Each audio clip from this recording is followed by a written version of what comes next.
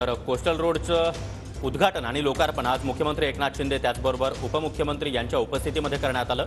मुंबईसाठी अत्यंत महत्त्वाकांक्षी असा हा प्रकल्प आणि या प्रकल्पाच्या एका मार्गिकेचं लोकार्पण आज मुख्यमंत्री शिंदे यांच्या उपस्थितीमध्ये करण्यात आलंय।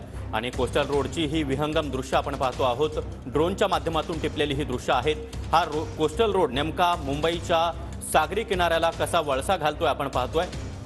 मुंबईकरांसाठी अत्यंत महत्त्वाचा प्रवासाचा वेळ वाचवणारा असा हा कोस्टल रोड आणि सरकारचा हा अत्यंत महत्त्वाकांक्षी महापालिकेचा अत्यंत महत्त्वाकांक्षी असा हा प्रकल्प आणि या प्रकल्पाच्या एका मार्गिकेचं लोकार्पण आज मुख्यमंत्री एकनाथ शिंदे उपमुख्यमंत्री देवेंद्र फडणवीस त्याचबरोबर उपमुख्यमंत्री अजित पवार यांच्या उपस्थितीमध्ये झालं।